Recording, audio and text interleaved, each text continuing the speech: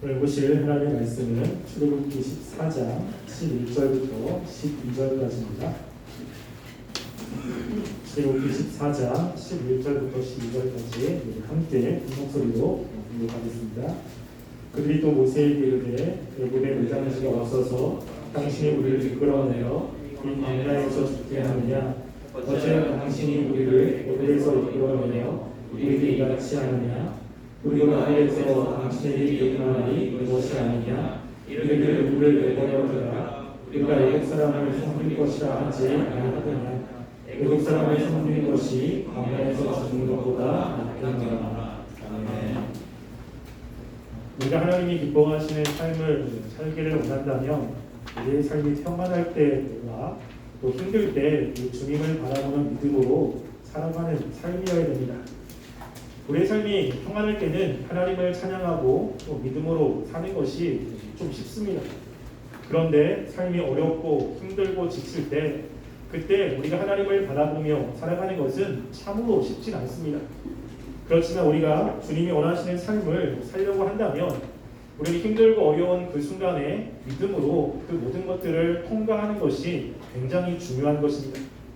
특별히 하나님께서 우리를 하나님이 사용하시기 원하시는 사람으로 만들 때 하나님이 그냥 말씀을 통해서 깨닫게만 하시는 것이 아니라 실제 우리를 그렇게 살 수 있도록 상황을 열어주시고 또 상황을 통해서 우리를 다스리시는 일들이 있습니다. 그래서 우리가 그 기간을 이제 어떻게 보면 광야라고 하는 기간으로 이야기할 수 있습니다. 이것은 하나님께서 우리를 다루시고 우리를 성숙시키려고 하는 또 기간입니다. 우리가 힘들고 괴로운 이 광야라고 하는 그 기간에 우리가 하나님을 바라보며 믿음으로 살아가는 것이 그 광야를 가장 빨리 통과하는 것이고 또 광야를 통해서 성숙하는 좋은 비결입니다. 근데 문제는 뭐냐면 우리가 그렇게 힘들고 어려운 그 순간에 우리는 하나님이 우리에게 주신 그 광야의 기간을 많이 오해하는 경우가 있습니다. 왜냐하면 우리가 신앙생활을 할 때 우리는 하나님을 바라보며 믿음으로 살아가는 삶이 중요한데 하나님의 말씀을 붙잡고 살기보다는 우리는 상황을 보며 느낌적으로 하나님과 나와의 관계를 우리가 판단하는 경우가 굉장히 많습니다. 그래서 하나님께서 무엇인가 내가 원하는 것들을 주시고 기도할 때 응답하셔서 내 감정이 조금 풍성해지고 기쁘면 하나님이 나를 사랑하는 것처럼 느껴지고 기도할 때 하나님이 나에게 어떠한 것도 주시지 않고 마음에 느껴지는 것이 없으면 하나님이 나에게 관심이 없는 것처럼 느껴질 때가 참 많이 있죠. 근데 우리가 이 광야라고 하는 기간은 지난주에 이야기했듯이 굉장히 힘든 기간입니다. 그리고 기도에도 어쩔 때는 응답이 없는 기간이 그럴 때 사람들은 이 기간에 하나님께서 주신 그 목적을 인식하지 못하고 오해하는 경우가 굉장히 많습니다. 근데 우리가 하나님이 우리에게 허락하신 이 광야의 기간을 오해하지 않고 하나님이 주시는 그 의미를 분명히 새기며 살아가야 이 광야를 잘 지낼 수 있습니다. 우리가 신앙생활을 할 때 굉장히 위험한 신앙생활은요, 느낌대로 신앙생활을 하는 것입니다. 그래서 그때그때마다 느낌대로 느낌이 좋으면 신앙이 좋은 것처럼 무엇인가 느껴지는 게 없으면 내 신앙이 나쁜 것처럼 생각을 하고 하나님이 내 감정을 타치하셔서 삶이 좋고 그리고 평안하면 하나님이 나를 사랑하는 것처럼 때로는 감정이 어떤 것도 느끼지 않고 삶이 어려우면 하나님이 나에게 관심이 없는 것처럼 이렇게 신앙생활을 하면 우리는 올바른 신앙생활을 할 수가 없습니다. 우리가 하나님을 믿는다고 이야기할 때는 하나님의 말씀에 우리의 생각과 감정과 의지를 고정시키는 게 굉장히 중요합니다. 우리의 느낌이라는 것은 그때그때마다 달라집니다. 아침 저녁으로 우리의 감정은 달라지지 않습니까? 따라서 우리가 신앙생활을 할 때 나의 느낌이 아니라 하나님의 말씀에 이성적으로 반응하며 거기에 우리의 의지를 묻는 것이 굉장히 중요해요. 이 광야도 마찬가지입니다. 여러분들이 하나님이 주시는 어렵고 힘든 이런 기간을 지난다면 여러분은 제가 이제 앞으로 이야기하는 이 세 가지의 감정이 반드시 들 겁니다. 그럴 때 우리가 이 세 가지가 나에게 왔을 때 이것은 하나님이 나에게 주신 허락하신 것들이 아니고 하나님의 의미가 무엇인지를 다시 한번 생각하는 것이 굉장히 중요해요. 그래서 우리가 이 시간에 이 광야를 지날 때 사람들이 가지고 있는 이 오해 세 가지를 함께 살펴보려고 합니다. 그 첫 번째 오해는 무엇이냐면요, 이 광야를 저주와 심판의 장소로 생각한다는 것입니다. 오늘 말씀이 그렇죠. 오늘 말씀에 보면 하나님이 이스라엘 백성들을 애굽에서 출애굽시켰습니다. 10가지의 재앙으로 이스라엘 백성들을 특별히 구별시키셔서 하나님의 놀라운 은혜로 이스라엘 백성들을 출애굽시켰죠. 근데 출애굽시킨 다음에 그 가장 먼저 나타나는 곳이 어디냐면 홍해입니다. 홍해. 이스라엘 백성들은 하나님의 은혜에 너무 감격하며 하나님을 찬양했습니다. 이제 하나님이 주시는 약속의 땅으로 가는데 갑자기 앞에 홍해가 가로막고 있는 거죠. 홍해만 가로막는 것이 아니라 뒤에서 애굽 사람들이 이제 군대를 이끌고 쫓아오는 것입니다. 그리고 앞뒤가 막혔고 좌우로는 어떻게 벗어날 수 있는 그런 길이 없는 것이죠. 이스라엘 백성들이 그 순간에 어떤 생각을 했냐면 오늘 말씀에 나온 생각을 한 것입니다. 무엇이냐면 11절 말씀에 이렇게 이야기하죠. 애굽에 매장지가 없어서 당신이 우리를 이끌어내어 이 광야에서 죽게 하느냐? 어찌하여 당신이 우리를 애굽에서 이끌어내어 우리에게 이같이 하느냐라고 이야기합니다. 무엇이죠? 지금 여기가 저주의 장소예요. 심판의 장소입니다. 하나님이 우리를 죽이시려고 매장지로 데려왔다라고 하는 생각이 있는 거예요. 왜냐하면 앞에는 홍해고 뒤에는 애굽 군대입니다. 지금 이 어려움을 피할 수 있는 방법이 없는 거예요. 본인들이 생각할 때는 지금 여기서 죽을 수밖에 없는 것입니다. 다른 방법을 생각할 수가 없는 거죠. 하나님께서 우리를 출애굽시킨 것은 이곳에서 우리를 저주하기 위해서, 이곳에서 죽이기 위해서 데려왔구나 라는 생각이 가장 먼저 듭니다. 그리고 그 생각을 붙잡는 거죠. 하나님이 이 이후에 이스라엘 백성들을 하나님의 놀라운 은혜로 여기서 구원을 하셨습니다. 그 다음에 출애굽기 13장 3절 말씀도 한번 볼까요? 출애굽기 13장 3절 말씀 우리 함께 읽어보겠습니다. 읽겠습니다. 시작. 거기서 백성이 목이 말라 물을 찾으되 제가 출애굽기 17장 3절입니다.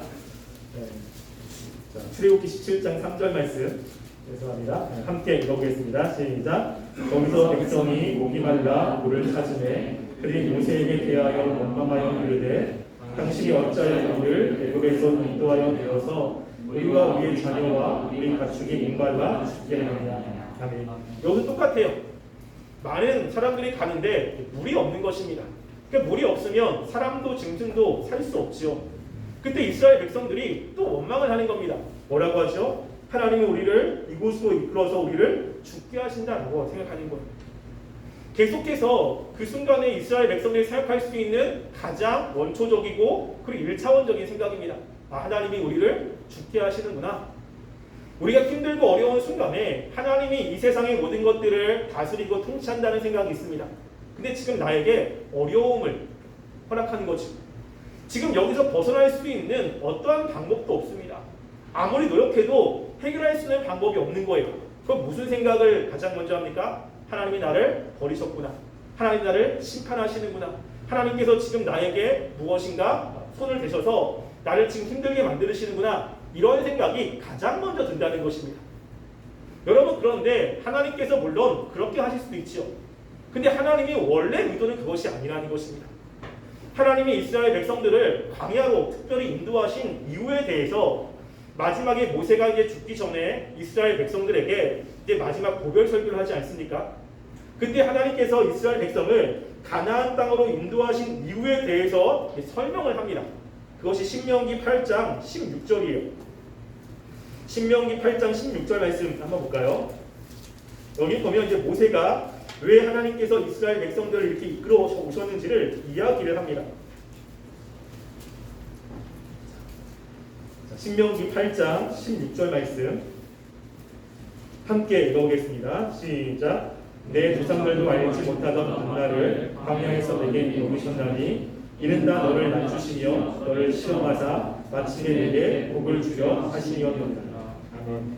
여기 보면 하나님께서 이스라엘 백성들을 광야로 이끄시는 것, 그것은 이스라엘 백성들은 어렵고 힘든 시간을 지냅니다.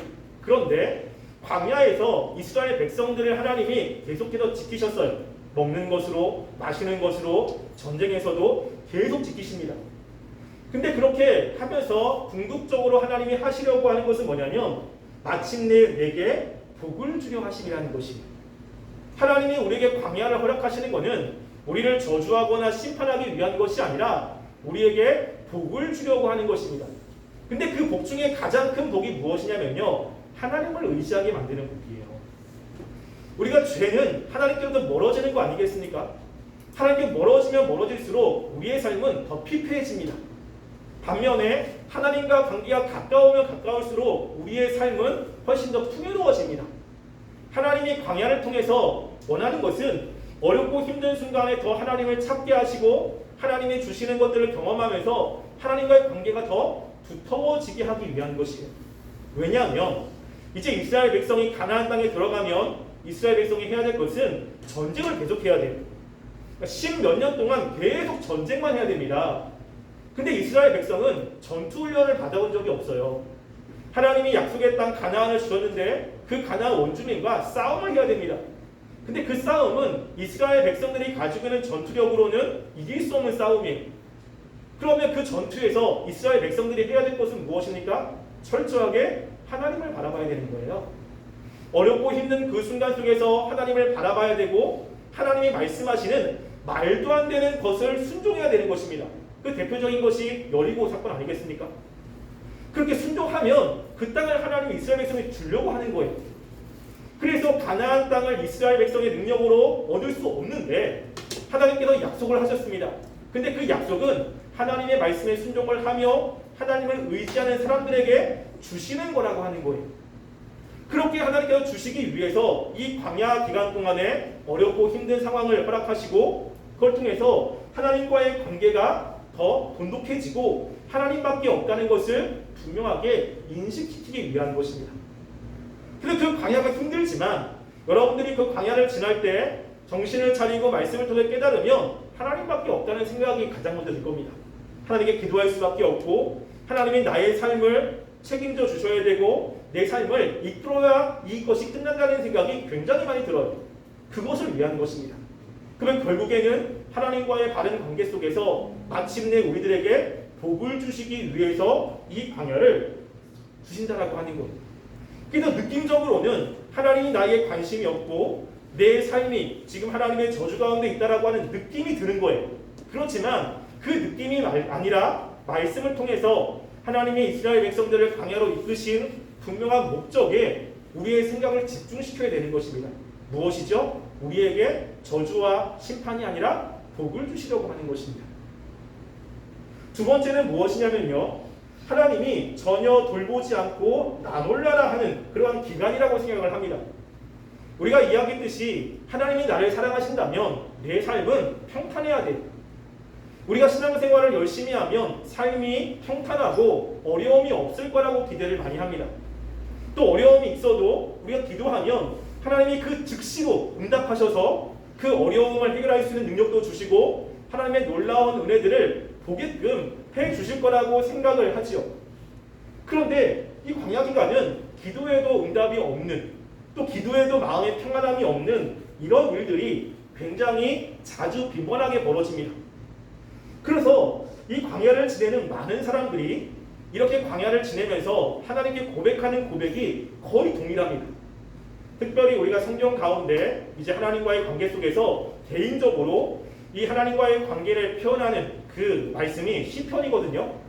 시편은 하나님과 관계 속에서 어떤 생각을 했는지, 또 어떻게 극복했는지 이런 것들을 굉장히 자세하게 이야기한 그 서신의 시편입니다.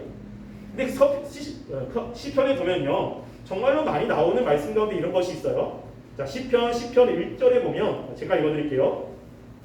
여호와여 어찌하여 멀리 서시며 어찌하여 환난 때에 숨으시나이까. 이게 시편 기자의 고백이에요. 시편 기자는 하나님을 의지한 사람입니다. 하나님의 말씀대로 사는 사람이에요. 근데 어찌하여 하나님 멀리 서 계십니까?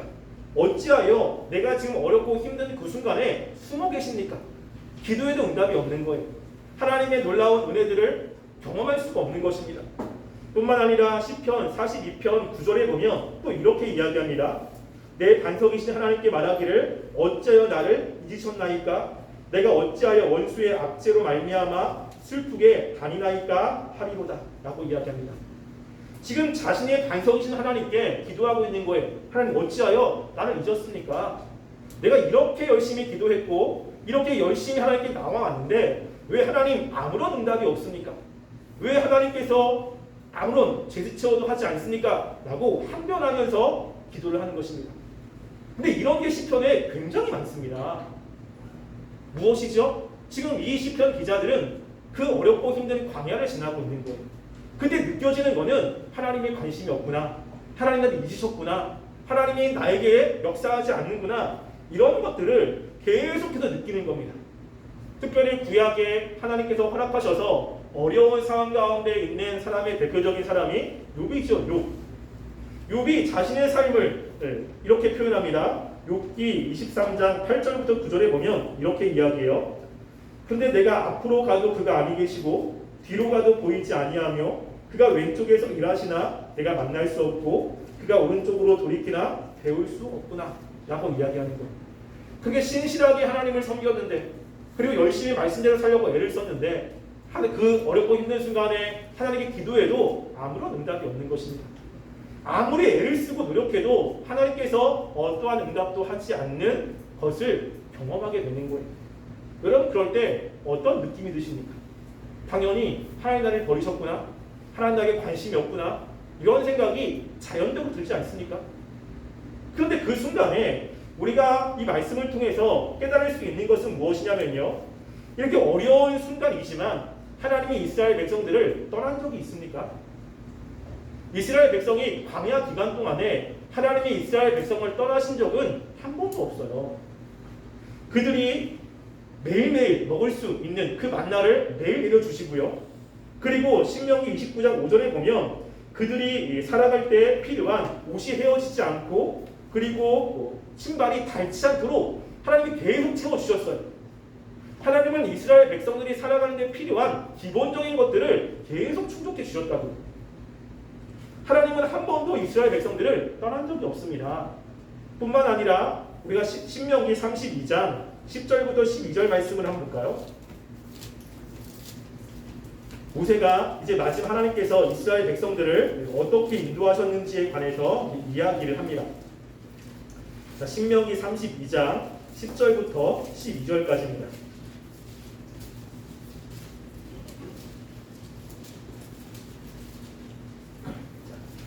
함께 읽어보겠습니다. 10절부터 11절까지 읽겠습니다. 시작. 여호와께서 그를 황무지에서 짐승이 부러지는 광야에서 만나시고 호위하시며 보호하시며 자기 눈동자같이 지키셨도다. 마치 독수리가 자기의 눈동자리를 거칠게 하며 자기의 새끼 위에 너풀거리며 그의 날개를 펴서 새끼를 받으며 그의 날개 위에 그것을 얻는 것 같이 여호와께서 홀로 그를 인도하셨고 그와 함께한 다른 신이 없었도다. 아멘. 지금 모세를 통해서 하나님이 이야기하는 것입니다. 이스라엘 백성들이 있었던 그 황무지, 짐승이 부르짖는 광야, 거기에서 하나님은 이스라엘 백성들을 보호하셨다라고 하는 것.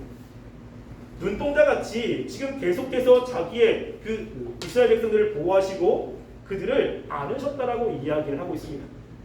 하나님은 이스라엘 백성들을 그렇게 보호하셨다라고 이야기를 하는데 그 광야를 걷고 있는 이스라엘 백성들이 느끼는 건 무엇이죠? 하나님이 자신들에게 관심이 없다는 겁니다. 자꾸만 하나님이 자기를 죽이려고 한다라고 하는 거예요. 하나님이 보시는 것과 이스라엘이 느끼는 것은 다릅니다. 이스라엘 백성들이 죽지 않도록 하나님이 계속해서 인도하시고 필요한 것들을 채워주셨어요. 근데 지난주에 이야기했듯이 그 필요한 게 이스라엘 백성들이 원하는 것이 아니죠. 이스라엘 백성은 빨리 그 광야 끝나기를 바라는 것입니다. 근데 하나님이 원하시는 건 아니에요. 광야를 끝나는 게 아니라 그때그때 필요한 것들을 그때 맞게 조금씩 주시면서 그 광야 기간 동안에 이스라엘 백성이 하나님을 의지하며 살아가기를 원하시는 것입니다. 이스라엘 백성의 바램과 하나님의 목적이 핀트가 안 맞아요.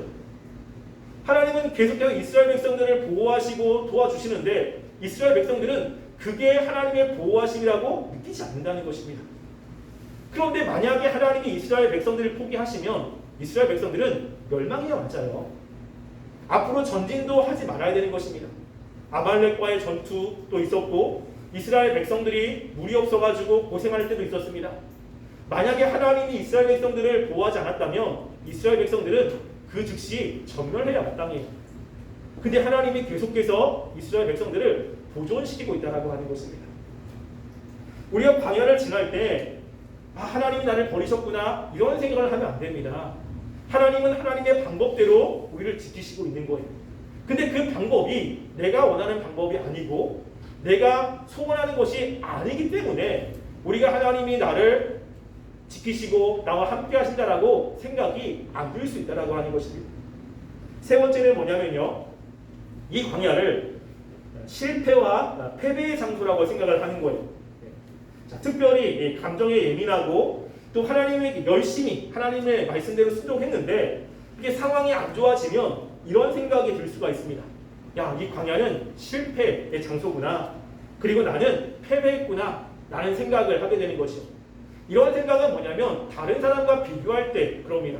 다른 사람은 승승장구예요. 무엇인가 일이 잘 풀린다고요. 근데 내 삶을 보면 자꾸만 막혀요. 자꾸 힘들고 그리고 어떻게 할지 모르겠고 내 삶은 자꾸 어렵고 옆에 있는 사람들은 무엇인가 잘 풀리는 것 같아요. 그러면 무슨 생각을 하게 됩니까? 그 사람과 비교 속에서 나는 실패했구나. 나는 지금 패배한 인생이구나. 내 인생은 미래가 없구나. 뭐 이런 생각이 들 수도 있는 겁니다. 여러분, 그런데 우리의 삶을 하나님이 이끌어 가실 때 하나님께 쓰임받은 사람들의 삶을 보면요. 특별히 요셉 같은 경우, 여러분 요셉은 하나님께 쓰임받은 사람이잖아요. 근데 우리가 요셉을 생각할 때 뭐만 많이 생각하냐면 국무총리가 되었을 때를 생각을 하는 거예요. 하나님께 복받은 사람. 여러분, 그런데 요셉이 국무총리가 되기 전에 어떠한 삶을 살았는지 아시죠? 형들에게 버림을 받고 그리고 무엇인가 조금 해가지고 삶이 펴지려고 할 때 감옥에 들어가는 거예요. 우리가 요셉의 삶을 다통으로 아는 것이 아니라 단편적으로 요셉이 감옥에 들어갔을 때의 삶을 딱 잘라서 보십시오. 그러면 요셉이 하나님을 의지했는데 열심히 말씀대로 살려고 애썼는데 그 결과가 뭐예요? 감옥이에요, 감옥. 근데 그 감옥은 정치범들이 들어가는 감옥이기 때문에 한번 들어가면 절대 나올 수 없는 감옥이에요. 그때 요셉의 나이는 30살이 안 됐습니다. 30살이 안 되는 그 나이에 한번 들어가면 절대 나올 수 없는 감옥에 들어갔습니다. 그럼 평생 요셉은 감옥에서 죽을 수밖에 없는 거예요. 요셉의 삶은 거기서 끝이라고요. 그런데 하나님이 요셉과 함께 하셔서 요셉이 30살이 되었을 때 갑자기 어떻게 됐습니까? 국무총리가 됐다고요. 지금 요셉의 삶을 그냥 감옥에 있을 때를 단편적으로 딱 잘라보면 실패한 인생이에요. 근데 요셉의 삶이 끝났습니까? 아니라는 것입니다. 우리도 마찬가지예요. 우리의 삶이 어렵고 힘든 시간이 있습니다. 지금 굉장히 괴로워요. 근데 우리의 인생이 끝난 게 아니라고요. 지금 과정 가운데 있습니다. 하나님이 우리의 삶 가운데 역사하시고 우리의 삶을 이끌어가는 그 과정 가운데 이 광야라고 하는 과정이 있는 것이고 그 광야 기간 중 안에 지금 굉장히 힘든 그 과정을 거치고 있는 거예요. 우리가 하나님께서 우리의 삶 가운데 역사하시면 이 광야에서 우리의 삶은 조금 더 나은 곳으로 바뀔 수 있습니다. 여러분, 다윗도 마찬가지고 요셉도 마찬가지잖아요.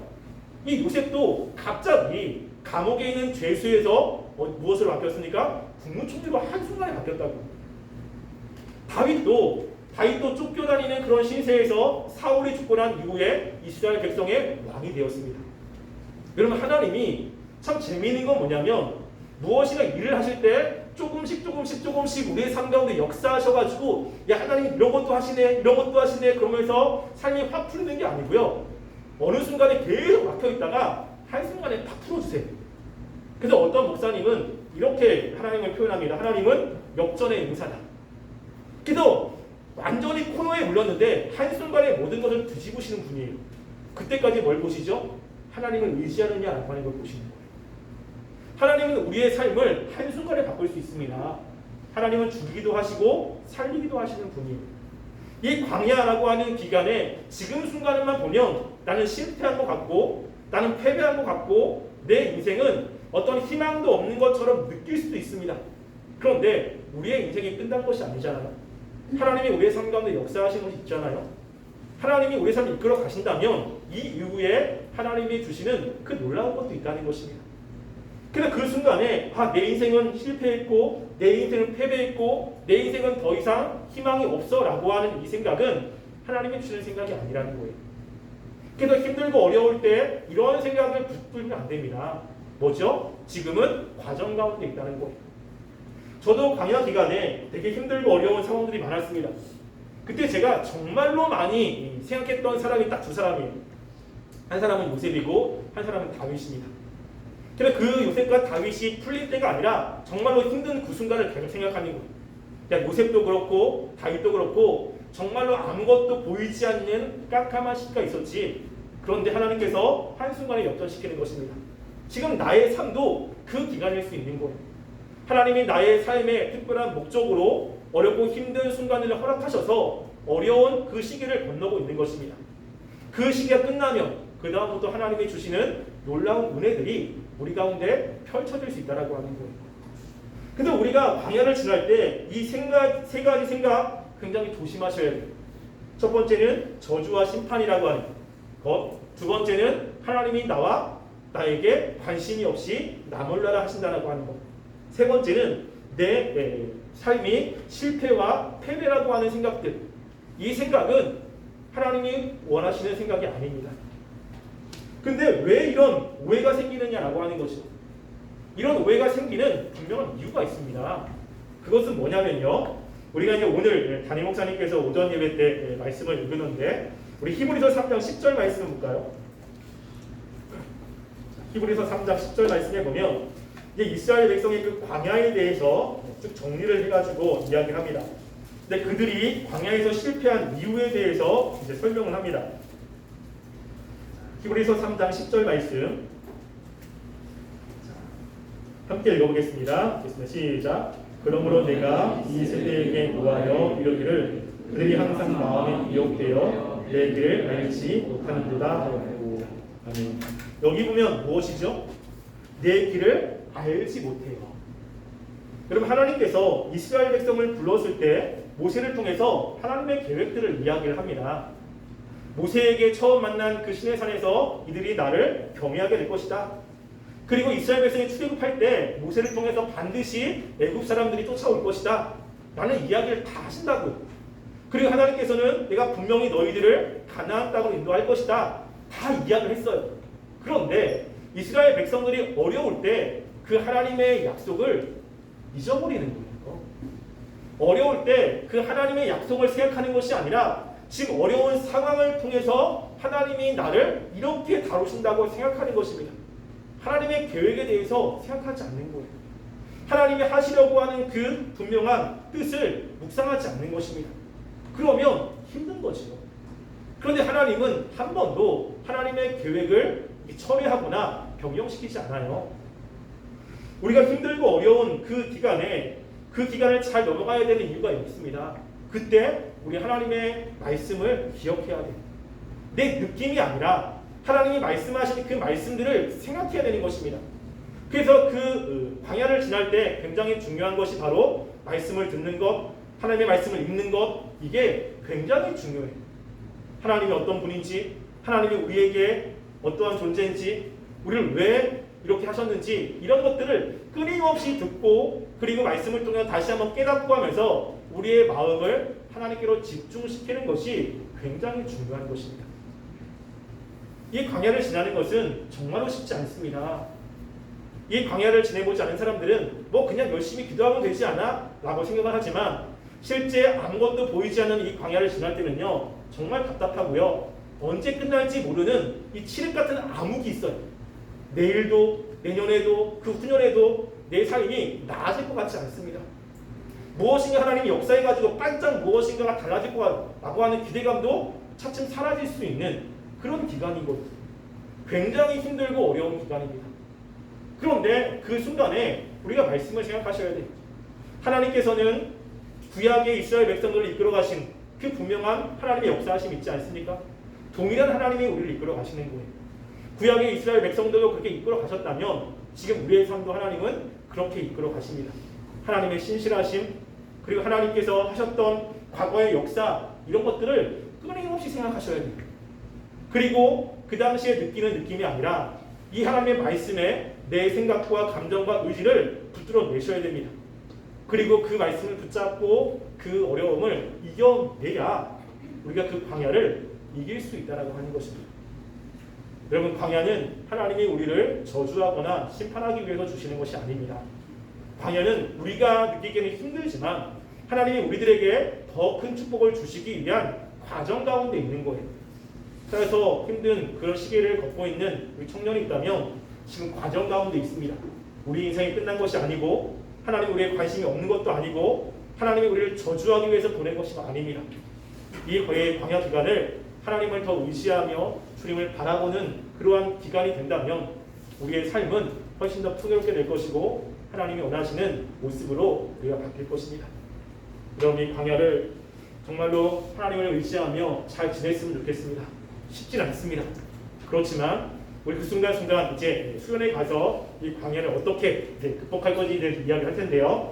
우리 하나님의 방법으로 이 광야를 정말로 믿음으로 잘 극복하여 우리의 삶이 더 풍성해지는 삶이 되기를 간절히 소원합니다. 우리 함께 기도했으면 좋겠습니다. 이 시간에 하나님 정말 우리가